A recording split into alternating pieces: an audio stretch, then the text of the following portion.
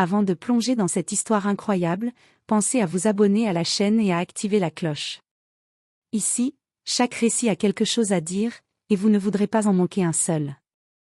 La nuit tombait lourdement sur la ville endormie, et les ruelles résonnaient du bruit étouffé de pas précipités. Les lampadaires diffusaient une lumière jaunâtre, dessinant des ombres menaçantes sur les murs décrépits.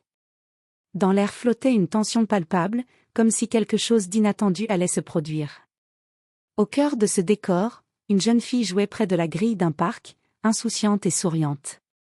Elle ne savait pas que ce simple moment allait basculer dans l'horreur. 3 hommes, silhouettes inquiétantes, s'approchèrent d'elle, ricanant et proférant des insultes. Ils pensaient que cette fille n'était qu'une proie facile, un simple objet de moquerie. Mais ils ignoraient tout de son père.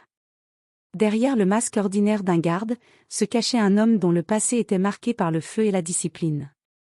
Avant de protéger ses murs et ses citoyens, il avait été un soldat d'élite, entraîné à faire face aux situations les plus extrêmes, un homme que l'on respectait dans les missions secrètes où chaque erreur coûtait la vie. À l'instant où l'un des bandits tenta de s'approcher trop près, le regard du garde changea. Son calme apparent disparut, remplacé par une présence imposante, glaciale, presque surnaturelle. Chaque muscle de son corps se tendit comme s'il était prêt à bondir, chaque mouvement mesuré trahissait un instinct affûté par des années de combat. Les bandits eurent à peine le temps de réaliser que l'homme qu'ils sous-estimaient n'était plus celui qu'ils connaissaient dans les archives des simples gardiens. La tension monta, la confrontation fut inévitable, et ce qu'ils allaient découvrir allait changer leur vie à jamais. Dans l'ombre, le passé du garde, longtemps enfoui, refaisait surface. Le protecteur silencieux se souvenait de chaque entraînement, de chaque mission, de chaque épreuve qui avait forgé l'homme qu'il était devenu. Et maintenant, tout ce savoir allait servir à protéger ce qu'il aimait le plus, sa fille. Le lendemain matin, la ville semblait normale, comme si rien ne s'était passé. Les passants marchaient d'un pas pressé, indifférents au monde qui les entourait. Mais pour le garde, chaque coin de rue, chaque murmure du vent, chaque reflet dans une vitrine était un rappel constant de la menace qui planait sur sa fille. Il avait toujours su que son passé pourrait un jour le rattraper, mais il n'avait jamais imaginé que ce serait sous cette forme. Les bandits, jeunes et arrogants, avaient cru que la fille du garde était une cible facile, ignorant qu'ils avaient réveillé un loup endormi. Pendant que sa fille jouait à l'école avec ses amis, le garde scrutait les alentours depuis son poste. Son esprit, entraîné à détecter le danger, analysait chaque mouvement, chaque expression, chaque détail insignifiant qui pourrait trahir les intentions de ceux qui rôdaient. Il repensa à sa vie d'avant, mission secrète, opération sous couverture, combat où la moindre erreur signifiait la mort. Tout ce qu'il avait appris allait maintenant protéger ce qu'il chérissait le plus. Soudain, son téléphone vibra discrètement dans sa poche. Un message anonyme: « Si tu veux revoir ta fille, viens seul, et n'essaie rien. » Le sang du garde ne fit qu'un tour. Les souvenirs de ces années de guerre et de missions clandestines refirent surface, aiguisant son esprit et son corps. Il savait que chaque mouvement devait être calculé, chaque décision cruciale. Il quitta son poste, la respiration calme mais les muscles tendus. Il devait protéger sa fille sans révéler au monde qui il était vraiment. Les bandits, croyant jouer avec un simple garde, allaient bientôt comprendre que l'homme qu'ils avaient sous-estimé était bien plus que ce qu'il paraissait. Cette journée, qui semblait banale, allait marquer le début d'un affrontement où le courage, l'intelligence et la force du père seraient testés à leurs limites. Le passé et le présent allaient se rencontrer dans un combat où seule sa détermination pouvait garantir la sécurité de sa fille. Le soir tombait sur la ville, teintant les rues d'ombre profonde. La menace des bandits se faisait sentir comme une brume oppressante. Le garde, dissimulé dans l'obscurité, observait chacun de leurs mouvements. Chaque geste de sa part était précis, calculé, il savait qu'un faux pas pouvait coûter la vie à sa fille. Il suivit discrètement les bandits jusqu'à un entrepôt abandonné, où ils semblaient se préparer à exécuter leur plan. L'air était lourd de tension, et l'odeur de poussière et de métal rouillé imprégnait l'endroit. Le garde se rappela ses années de formation intense, mission en terrain hostile, combats rapprochés, infiltration silencieuse. Tout ce qu'il avait appris allait être utile maintenant. D'un mouvement fluide, il neutralisa silencieusement le premier bandit qui montait la garde à l'extérieur, puis un deuxième, disparaissant dans l'ombre avant que quiconque ne réalise ce qui se passait. Les bandits, sur deux, riaient et se moquaient, inconscients que le danger se trouvait déjà parmi eux. À l'intérieur, ils tenaient la fille du garde, terrorisée mais courageuse. Dès qu'elle aperçut son père, un éclair de soulagement traversa son visage. Mais il n'y avait pas de temps pour les mots. Le garde savait qu'il devait agir avec rapidité et précision. Dans un enchaînement de mouvements maîtrisés, il désarma les bandits les uns après les autres, utilisant leur propre arrogance contre eux. Chaque coup, chaque geste témoignait de son passé militaire, une parfaite maîtrise du combat rapproché, une efficacité redoutable, presque surnaturelle. Les bandits ne comprenaient pas ce qui leur arrivait. Ils croyaient jouer avec un simple garde, jusqu'à ce qu'ils rencontrent l'homme qu'il était réellement. Quand le dernier bandit tomba, groggy et terrifié, le garde se redressa et s'adressa à eux d'une voix glaciale. « Ne sous-estimez jamais quelqu'un que vous pensez faible. Vous venez de toucher ce qui m'est le plus précieux, et vous avez échoué. » Sa fille courut vers lui, le serrant contre elle. Pour elle, son père était simplement son héros. Pour les bandits, il venait de devenir une légende qu'ils n'oublieraient jamais. Après l'affrontement à l'entrepôt, le calme semblait revenir, mais pour le garde, ce n'était qu'un répit temporaire. Tandis qu'il raccompagnait sa fille à la maison, son esprit revenait sur les visages des bandits, leurs rires arrogants et leur sous-estimation flagrante. Chaque détail réveillait des souvenirs qu'il croyait enfouis depuis longtemps. Avant de devenir garde, il avait servi dans une unité spéciale, formée pour les missions impossibles. Il se rappelait les nuits blanches, les entraînements exténuants et les situations où la moindre erreur signifiait la mort. Ces fantômes du passé n'avaient jamais vraiment disparu, ils dormaient juste sous la surface, prêts à ressurgir quand le danger apparaissait. De retour chez lui, il verrouilla chaque porte et chaque fenêtre.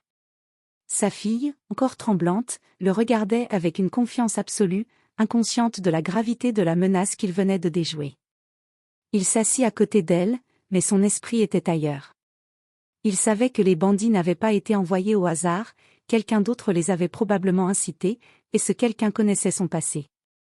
Cette révélation fit monter une tension sourde dans sa poitrine. Il comprit que la bataille ne faisait que commencer. Les ennemis qu'il avait affrontés dans sa vie antérieure n'étaient peut-être pas tous disparus, certains cherchaient encore à le défier, à tester ses limites. Il passa la nuit à revisiter son ancien carnet d'opérations, à analyser d'anciennes tactiques et à se préparer mentalement. Chaque mouvement, chaque décision future devait être anticipée. Il ne protégerait pas seulement sa fille cette fois-ci, il allait devoir affronter l'ombre de son passé pour garantir leur sécurité. Et tandis que la lune éclairait faiblement la ville endormie, le garde savait que la prochaine confrontation serait encore plus dangereuse. Cette fois, il ne s'agissait pas seulement de sauver sa fille, mais de faire face à des ennemis qui connaissaient la guerre autant que lui. Les jours suivants furent marqués par une tension silencieuse. Le garde avait renforcé la sécurité autour de sa maison, mais son esprit restait focalisé sur l'origine de l'attaque. Qui avait osé provoquer sa fille et réveiller son passé? Les bandits n'étaient que des pions, et il savait qu'il devait remonter jusqu'au cerveau derrière tout cela. Grâce à son expérience passée, il commença à analyser les indices laissés par les bandits. Les appels anonymes, les trajectoires de leurs déplacements, la manière dont ils avaient tendu le piège, tout cela formait un schéma. Il reconnut immédiatement un style qu'il avait déjà rencontré lors de missions précédentes. Quelqu'un qu'il croyait disparu depuis des années, avait refait surface.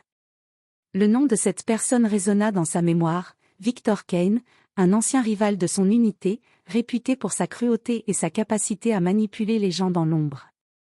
Kane avait disparu après une mission fatale, mais il était clair qu'il avait survécu et qu'il cherchait maintenant à se venger.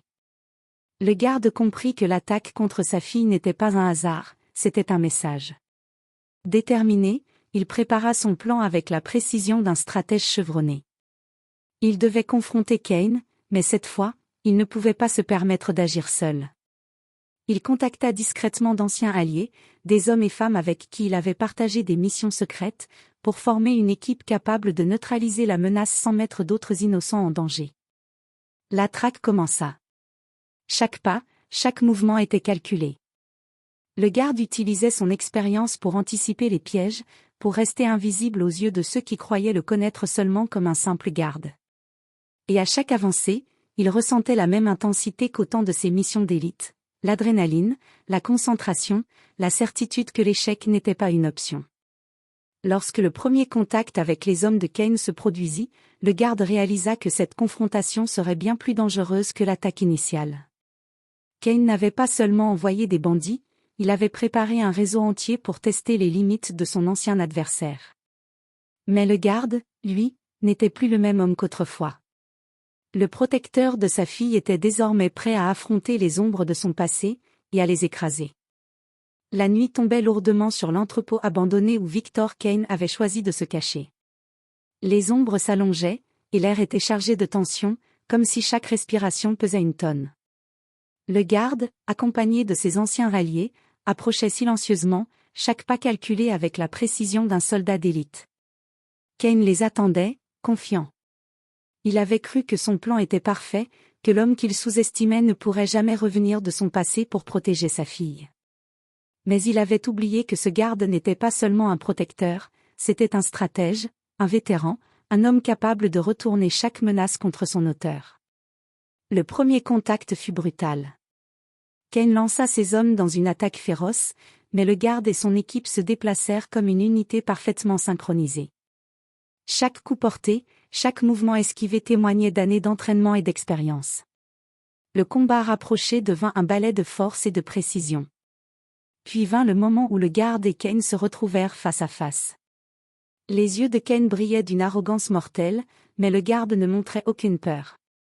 Son regard était celui d'un homme qui avait survécu à l'impossible, prêt à tout pour protéger ce qui comptait le plus. « Tu pensais pouvoir m'échapper, Kane ?» dit-il calmement, chaque mot pesé et contrôlé. « Mais tu as réveillé quelque chose que tu aurais dû laisser dormir. » Le combat entre les deux hommes fut intense, presque surnaturel. Chaque geste rappelait leur passé commun, entraînement, mission, stratégie perfectionnée. Kane sous-estimait encore la détermination du garde, ignorant que chaque mouvement était guidé par l'amour et la protection de sa fille.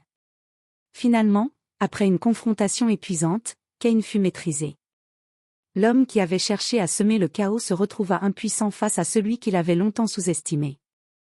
Le garde, essoufflé mais victorieux, sut que cette bataille n'était que la première étape d'une vigilance constante. Sa fille était en sécurité, mais le monde restait un endroit dangereux, et son rôle de protecteur ne prendrait jamais fin.